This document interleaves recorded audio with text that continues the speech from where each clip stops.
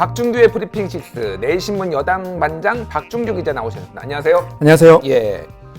지금 진실 게임이 벌어졌는데 좀 뜬금없어요. 아, 그렇습니다. 예.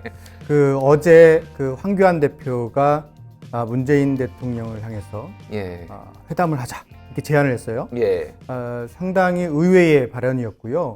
내용도 상당히 광범위한 내용이었어요. 예. 지금 현재 공수처법이나 선거법 같은 패스트트랙에 올라가 있는 법안뿐만 아니라 지소미아 관련된 외교안보 분야 이런 부분들까지 1대1로 한번 이야기를 해보자 이런 예. 내용이었고, 현재 상황이 아주 비상 상황이고 위기의 상황이기 때문에 자신이 가서 이 국정 전환에 대한 의견을 제시해야 되겠다, 뭐 이런 의도였거든요. 예. 상당히 말씀하신 대로 뜬금없었던 게 뭐 불과 8일 전에 예. 그 관사에서 그 회동을 이미 오당 가졌었거든요. 대표가 했었죠 그때. 예. 사실 할 얘기는 다 했을 텐데 예. 또 하자고 하니까 상당히 청와대 입장에서도 난색을 좀 어려운, 예. 판단이 어려운 그런 상황이 아니었나 싶습니다. 그래서 청와대가 직접 전화를 걸어서 일단 확인을 했다고요. 그렇죠. 예. 보통 이 회동을 할 거면은 뭐 개인 간의 만남도 아니고 예. 대통령과 제1당 대표니까 예. 사전 물밑 접촉을 보통 하거든요. 그렇죠. 그러나 그런 게 없이 그냥 공개적으로. 그러니까요. 공개적으로 이야기하니까 청와대에서도 깜짝 놀라서 전화를 걸어서 확인했다는 거죠. 이런 방식의 소통이라고 하면 황교안 대표가 과연 실질적으로 회담을 할 생각이 있었는지 이런 진정성부터 좀 의심이 되는 부분이죠. 근데 오늘 자유한국당에서는 청와대가 회담을 거절했다 이렇게 얘기를 했어요. 거절을 한 건 맞죠. 예. 그때가 한 10시경에 아마 제안을 했을 거고요. 그래서 청와대가 먼저 전화를 했었는데 이 김도읍 비서실장이 예. 당시에 이 회의 중이라서 그 전화를 못 받았던 거고요. 문자로 오가면서 처음 통화된 건 12시였습니다. 예. 정오죠. 그때에 이제 청와대에서 그러면 우리가 내부적으로 검토를 해보겠다는 거였고요. 최종적으로 의견은 오후 5시. 실질적으로 시간이 없어서 불가능하다라는 입장을 통보를 한 거죠. 그러니까 사실 대통령 뭐 야당 대표도 바쁘지만 대통령은 더 바쁘고 일정이 굉장히 빡빡하게 잡혀 있잖아요. 예, 그렇죠. 국정 행사라든지 뭐 해외 순방도 있을 테고, 그래서 이런 거는 사전에 조율을 어느 정도 해가지고 뭐 최소한 일주일 전에라도 이런 식으로 조율을 하는 게 관례잖아요. 당연히 그렇고요. 예. 게다가 사실 1대1로 한다는 것은 조금 생각을 여러 가지 해봐야 될 부분이에요. 그렇죠. 왜냐하면 과거와 같이 이 양당 체제라면은 두 당이 모여서 뭔가를 결정을 하고 합의를 보면은 해결할 수도 있겠지만, 예전에 이를테면은 김대중 대통령이 이회창 대표 불러다가 그렇죠. 양당 회담하고 거기서 뭐 정치적인 뭐 문제를 난제를 푼다든지 이런 게 있긴 해요, 옛날에는. 예. 그런 방식이 현재는 거의 안 되는 게 지금 이미 다당제 구조가 어느 정도 정착이 된 상황 아닙니까? 두 당만 합의한다고 해서 모든 게 이루어지는 것이 아니는 상황이고, 또 특히나 대통령은 이제 과거의 총수가 아니에요. 총수라면은 국회 운영 방향들까지 다 합의를 할 수 있을 텐데 이 패스트트랙 같은 그런 법안 처리 문제는 오로지 국회 역할이잖아요. 이걸 대통령한테 가져가서 합의를 본다? 이것은 과거 영수회담 시절에 했었던 그런 행태라고 볼 수가 있죠. 그렇죠. 그래서 이게 무슨 정치적인 의도가 있는 건 아니냐 이런 분석들이 좀 나오고 있어요. 황교안 대표 측에서 이런 제안을 한 것이. 충분히 그럴 수 있는 게 지금 황교안 대표가 여러 리더십 부분에 대한 견제를 받고 있지 않습니까? 어제 있었던 김세현 의원의 어떤 불출마, 그저께 있었죠. 그런 부분들까지 합해서 지금 리더십이 상당히 어려운 상황이 있으니까 이런 방식으로 어떤 자신의 존재감을 드러내면서 돌파구를 찾으려 하는 게 아니냐, 이런 분석도 가능한 거죠. 그러면서 나는 대화를 하려고 했으나 청와대에서 대화에 응하지 않았다. 소통을 하려는 의지가 없다. 그러므로써 뭔가 강경투쟁으로 나서는 것에 대한 명분도 좀 쌓으려고 하는 것이고, 뭐 그런 다목적인 좀 포석이 있는 것 같아요. 이 다목적 포석이라고 생각하기에는 조금 허술한 면들이 너무 많아요. 좀 허술한가요? 말씀드린 대로 이것을 공개적인 내로 대통령한테 어떤 회담을 얘기한다는 것 자체부터 좀 성사 가능성을 애초부터 조금 낮게 보지 않았나 이러 싶고요. 예를 들자면 우리가 미국 대통령한테 우리 내일 보자라고 얘기하면 내일 볼 수 있느냐. 그러니까요. 이런 여러 가지 것들을 생각해 보면 조금은 좀 더 정밀하게 하지 않았던 것을 보면 이 진정성 부분을 여전히 의심할 수밖에 없는 거죠. 요즘은 뭐 동네 이장도 하루 전에 예약을 해야 되는 판인데 지금 뭐 대통령이 동네 이장도 아니고 지금 예. 갑자기 만나자고 하는 게 좀 이상하긴 합니다. 지난 5월에도 단독 회담을 요청을 했다가 예. 성사가 안 됐어요. 그때도 사실 청와대에서는 많은 고민들을 했던 것이 사실이고요. 예. 대통령 입장에서는 만나는 것 자체에 대한 부담보다는 이 1대1로 만약에 만나게 되면 그럼 제 3당은 어떻게 할 거냐. 예를 들어 손학규 대표가 1대1로 만나자고 할 때는 예. 안 만날 명분이 없는 거예요. 그러게요. 그러면 정의당은 어떻게 할 거냐. 이런 문제들이 있거든요. 그렇기 때문에 이런 부분들에 대해서는 어떤 관례를 만든다는 차원에서 좀 숙고할 필요가 있는 거죠. 그래서 3당이 만나든가 5당이 만나든가 예. 뭐 이런 어떤 현재와 같은 이런 관례들을 좀 만들어 가면서 그곳에서 할 얘기는 다 할 수 있도록 시간을 충분히 주는 그런 방식이 적절해 보인다는 거죠. 그렇군요. 또 하나는 아마 이런 고민을 청와대에서도 할 것 같아요. 뭔가 만나서 허심탄회하게 이게 문제가 해결되는 방향으로 해야 예. 되는데 거기에서 더 갈등이 불거진다든지 그래서 예. 서로의 어떤 갈등 수위, 긴장 수위가 높아지는 방식으로 한다라면 이거를 하느니만 안 하느니만 못한 그런 상황이 돼버리잖아요. 또. 그렇죠. 지금까지 여러 차례 그 당 대표들과 대통령이 회동을 했었는데 그 이후에 가서 보면 이 회동에 대한 부정적인 평가들만 계속 쏟아내거든요. 거기에서 있었던 좀 긍정적인 측면들은 거의 묵살해버리고 뭐 이런 정도로 가니까 이 회동에 대한 불신 이런 것들이 네. 청와대에도 가지고 있는 거예요. 그러니까 뭐 많이 만나는 것이 좋긴 한데 이 만난 이후에 어떤 평가를 할 때는 좀 부정적인 거, 긍정적인 거 같이 평가하면서 의미를 두는 게 예.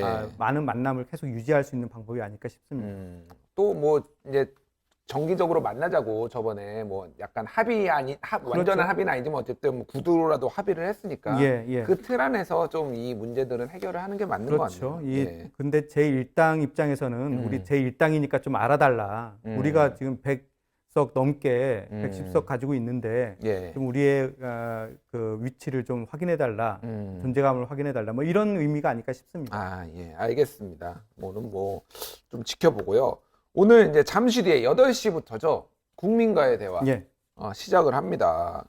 근데 이제 뭐 걱정이 많아요. 걱정이 많고요. 어제 그 TVN에서 한 김현정의 센터뷰에 예. 탁현민 행정관이 나와서 사실은 제가 그 자리에 있었어요. 제가 그 같이 이제 녹화를 하고 전혀 그런 분위기가 아니었는데 예. 뭔가 이게 지금 시점에 방송이 나오니까 예. 굉장히 부정적으로 얘기한 것처럼 이렇게 비춰졌는데 그게 약간 어떤 식으로 이게 튈지 모르는 것에 대한 약간의 불안감 같은 거를 탁현민 전 행정관이 얘기를 한 거였거든요. 예.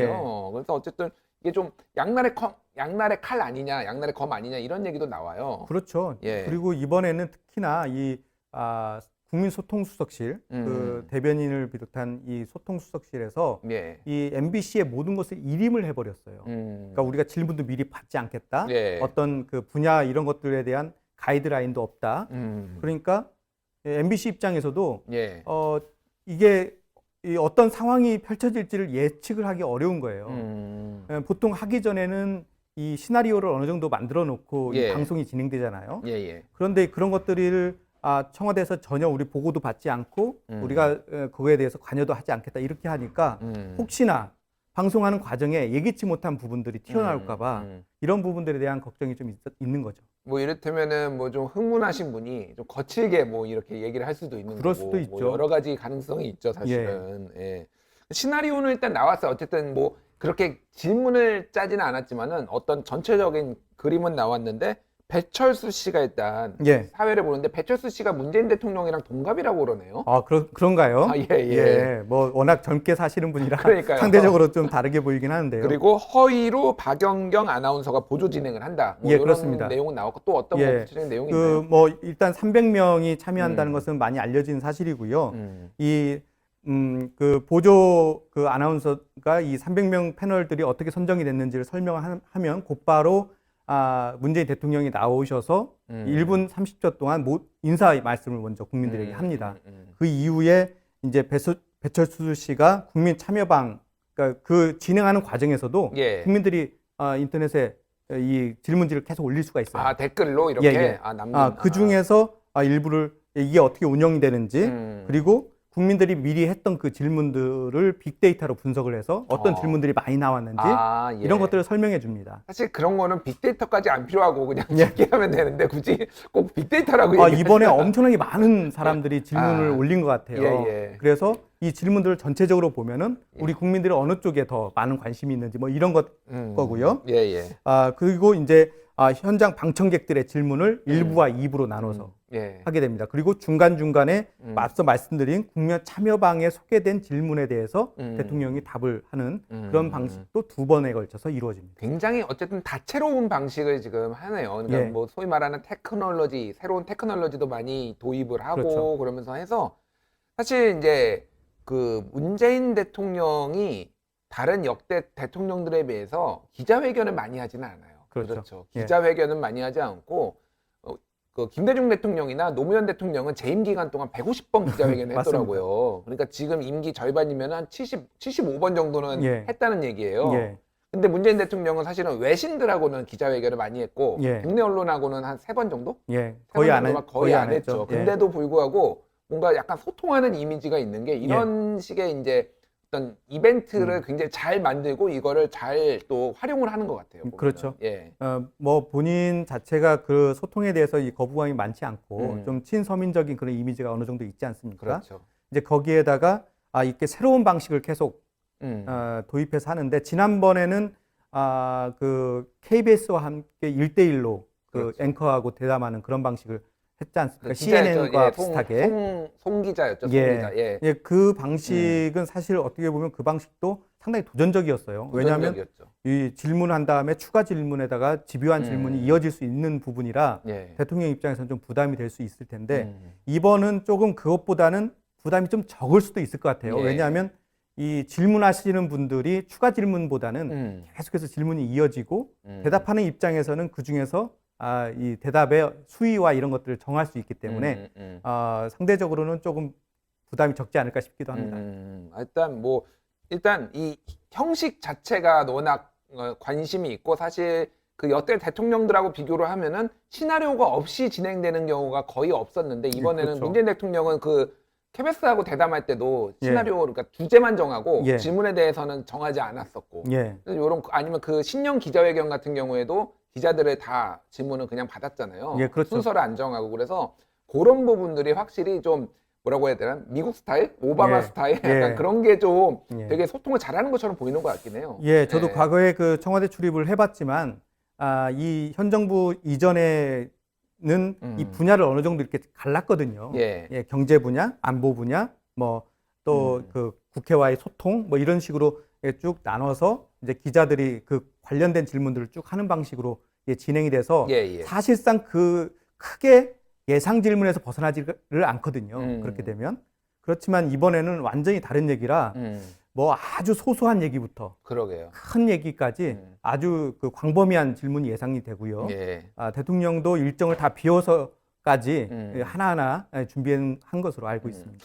오늘 어떤 질문이 나오고 어떻게 답변을 할지 한번 유심하게 한번 지켜봐야 될 것 같습니다.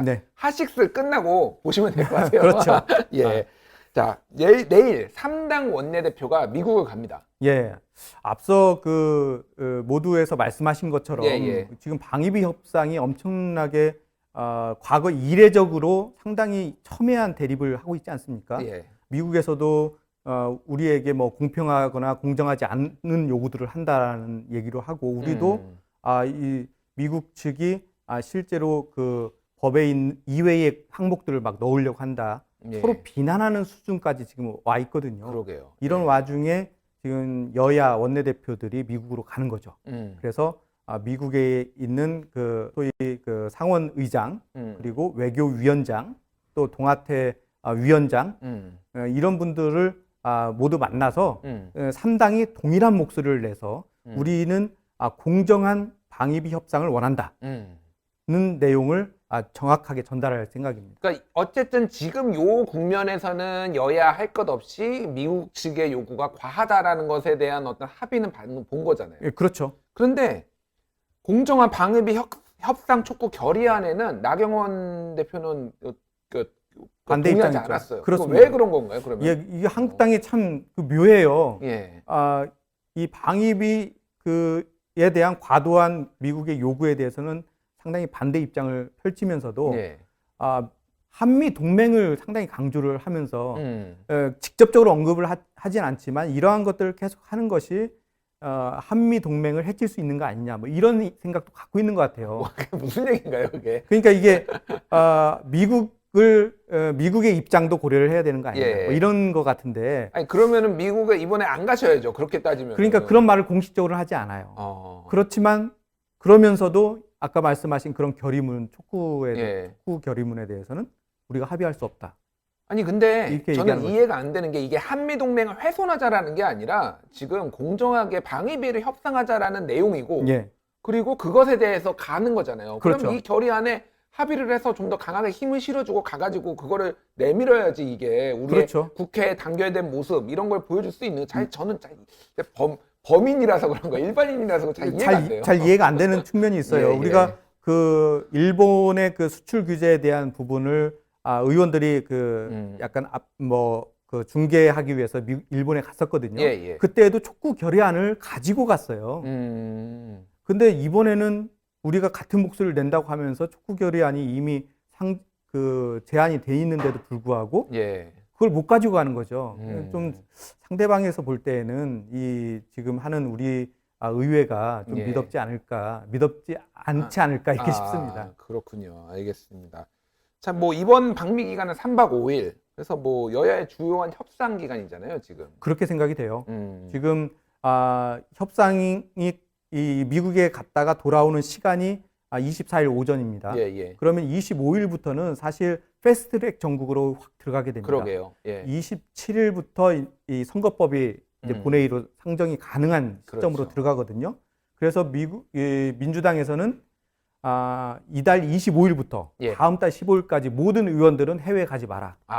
해외 출장 금지령이 내렸습니다. 한마디로 스탠바이 하고 있어라. 그렇죠. 표결에 갈 만약의 경우를 대비를 하라는 거죠, 그러니까. 그렇죠. 언제든 그 본회의가 열리면 곧바로 들어와서 표결을 해야 되고 한 표라도 이탈해서는 안 된다. 이렇게 내부 지금 정지 작업을 하고 있는 중이죠. 그러니까 이번 그 3박 5일 동안 여야 3당 원내대표만 가거든요. 이분들이 같은 호텔에 묵으면서 뭔가 해결 방안을 찾는 마지막 타협점 시기라고 볼 수 있습니다. 그렇네요. 그러면 거기에서 어쨌든 어느 정도 윤곽이 드러나면은 좀 더 소위 말해서 부드럽게 이게 갈 수도 있는 거고 아니면은 12월 2일 보통 그때 많이 말씀하신 게 12월 2일, 3일에 말씀하셨잖아요. 그렇죠. 그러니까 예산안이 이제 2일에 상정되고요. 그러니까 그때에 돌입해서 완전 소위 말하는 동물국회가 재현될 수 있는 가능성도 배제해서 할 수가 없네요. 그러니까. 그렇죠. 그래서 이번에 사실 이렇게 미국에 가서 우리가 입장을 얘기하자고 제안한 게 나경원 대표라고 해요. 이것도 좀 의외죠. 그러니까 저는 제가 보기에는 나경원 대표가 우리가 간다고 해서 사실 방위비 협상의 어떤 방향이 바뀌고 이러지는 않을 것 같지 않습니까? 그렇죠. 그러니까 그것보다는 오히려 기자들이 없는 상황에서 별도의 공간에서 마지막 협상을 하려고 하는 의지가 아닌가 저는 그렇게 해석을 하고 있습니다. 그럴 경우에는 어쨌든 패스트트랙 안에 올라가 있는 법안들에 대해서 자유한국당이 어느 정도 의견을 좀 뭐 개진을 하고 선거법 특히 이제 선거법 같은 경우에는 그리고 여당에서는 이게 뭐 고소고발이 아니더라도 원래 이제 법 위반이니까 진행은 되지만은 그 패스트트랙 수사 관련해서 고소고발에 취하한다든지 뭐 이런 식의 그림이 좀 있을 수가 있는 거죠. 그게 이제 나경원 대표가 원하는 그림일 텐데 실제로 그 민주당이 그것을 수용할지는 봐야 될 테고요. 그것을 또 어느 수위까지 해줄 건지. 그러니까 이 정치권에서 이 패스트트랙 수사와 관련된 어느 정도의 그 내부 정리가 된다면 사실 정치권의 문제를 사법부에서 쉽게 건들기는 어렵거든요. 그래서 합의만 어느 정도 되고 그 된다는 전제하에서 지금 패스트트랙에 올라가 있는 법안들을 처리한다. 이렇게 일괄 타결이 된다면 좋은 모양은 나올 수가 있는 거죠. 알겠습니다. 오늘 잠시 뒤에 그 대통령의 국민과의 대화 한번 저도 이 방송 끝나고 유심히 지켜보고 그거에 대해서 또 내일 한번 얘기를 나눠보도록 하겠습니다. 지금까지 박반장의 브리핑 6 내일신문 박중규 기자였습니다. 감사합니다. 감사합니다.